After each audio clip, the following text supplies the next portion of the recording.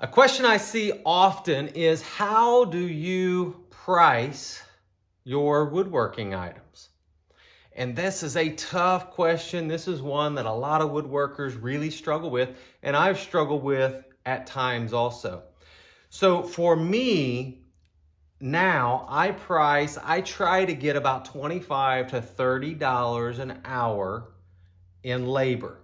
Now with that comes all of the machinery, the thousands of dollars worth of machinery, the sandpaper, the finish, whatever I put on the product. I am not adding that stuff on. So I'm just trying to get $25 to $30 of labor, and that helps pay for my labor and the machines and my time. Material, I just charge whatever the cost of the material is, plus that $25 to $30 in labor. Now, we have to be honest and sometimes just kind of look and say, okay, there's no way that that's worth that. And so sometimes I may spend an hour on something and there's no way it's worth $25 to $30. It's worth $5, or $10. If that's the case, then I either am not very efficient in making that product, or that's just not a product that it's going to be worth it for me to make.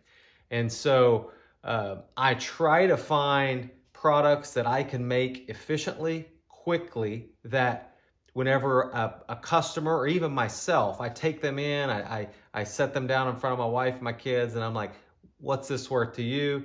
And I make sure that me getting the $25 to $30 an hour makes sense to other people that that's worth that. Someone would pay that for that. So sometimes, I know when I was starting out and I was making bowls, wooden bowls, people wanted to buy some of my wooden bowls. And a wooden bowl that was small would take me 5 to 10 hours. And there was no way that someone's going to pay me, $200 for a little bowl that took me 10 hours, right? That would be $20 an hour. No way it was worth that. And it wasn't worth that. And at that time, I am learning to woodwork, and I'm slow. I'm not a very good woodworker. And so, that was 10 years ago. What took me 10 hours to do 10 years ago, sometimes I can do in an hour today. So when I'm charging $25 to $30 an hour, that is pretty skilled labor, and you're getting a lot of skill and speed and efficiency out of that $25 to $30 an hour. Okay, sometimes I'm making a new item, and I'm in that process. It's taking me a little bit to figure out, should I do this first? Is this the way I should make this? So I don't factor that one in because I'm learning through that. So it may take me an hour to make something, and that's not worth $30. After I learn all that, now I can make that item in 15 minutes or 20 minutes. And so now I can sell it for, $10 to $15, which is acceptable, and so I don't factor in, all of that learning process. I think we also got to be honest with ourselves. I can normally tell when I look at something that I make and I'm like, ugh, that's just ugly. And I really struggle with this sometimes. Do I put a price tag on it that is just like, you can have it for free, or, $2, I'll take $2 for it? Or do I just burn it because I really don't want my name on it?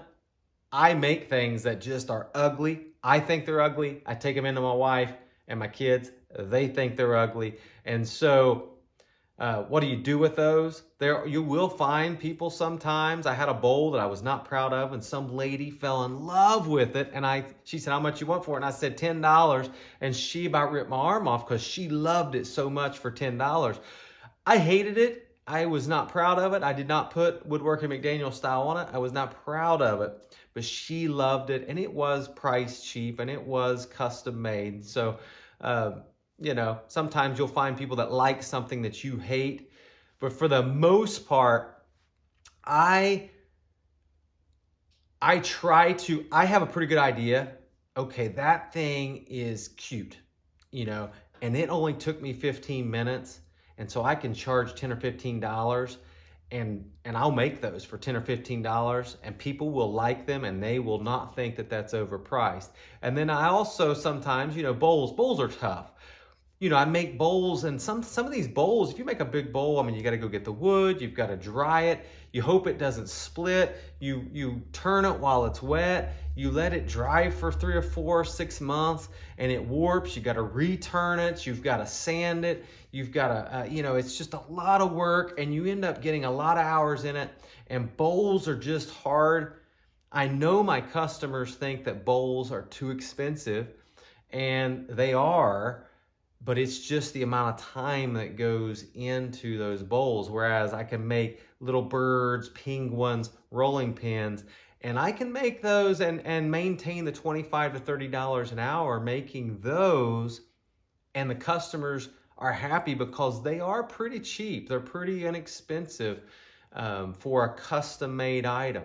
And so I'm not trying to make a ton of profit. I try to make the $25 to $30 an hour. Sometimes I get burnt on that. It takes me a little longer than I would expect. Sometimes I will spend an hour making something and then I mess it up at the end, and that's a throwaway, right? And so I've got to make those other things more efficiently later. So I've heard all kinds of theories, take the size of the bowl, the inch, the diameter, times a certain dollar amount, and times the depth or something. And I've also heard take the price of material plus this much per hour.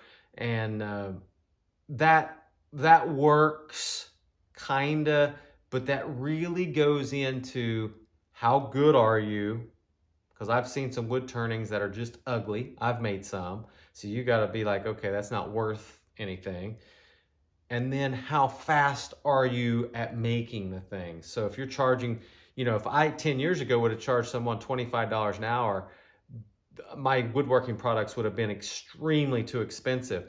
And today I'm charging $25 an hour, and there's a lot of value there because I can make some really cool things really quick because I'm pretty good at it. I'm not saying I'm a professional, but I can teach people how to wood turn, and I do teach people on YouTube, and I'm pretty good at wood turning, so I'm pretty efficient, and that means that I can make things faster. And so the $25 an hour is not extreme for a customer to pay for. So I know I threw a lot at you there, but there's a lot to factor in. I think the way to look at this is to be humble, to be honest with yourself. What is? Think if you're a customer, you could be a customer, or your wife could be, or your mom, or whoever. How much would you pay for this? What is it really worth for you to buy? And that gives you a ballpark, and then you can look and say, okay, can I possibly ever make that product in this short amount of time to make it worthwhile for me to do it? And if there's going to be some products that you can, and there'll be other products that there's just no way that you can get fast enough to be able to make them to be at a price point that a customer would want to pay. And so that's what I'm always looking for. What are things that I can easily make that I know I can make them in a price point that a customer will pay? And sometimes I experiment and I try new things, and after I make 2 or 3, I'm like, there's no way that this is going to work. I'm not going to be able to make these and mass produce them. One last thing, some things I just don't like making.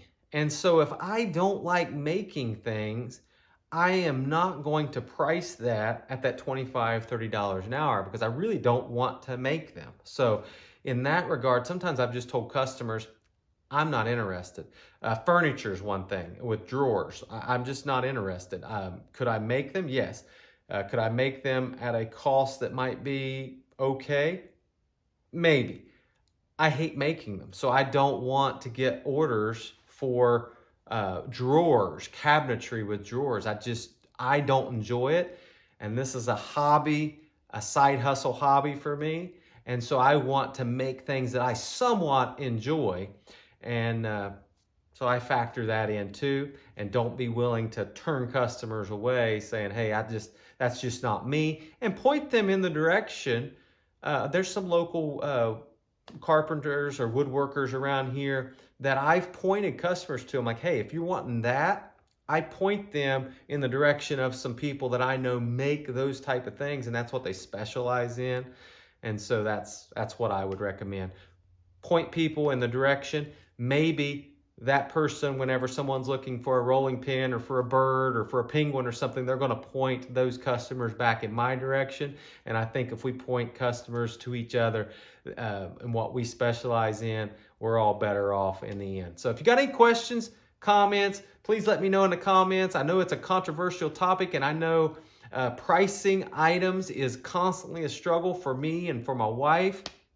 And we're just trying to be fair and trying to think it all out. And it's not a proven science though, right? So I hope this just helps you maybe come up with a way that you can work out in your mind, and also know that the more you practice, the faster you'll get, and you might be able to get that price point down to where you're wanting to. Thanks a lot.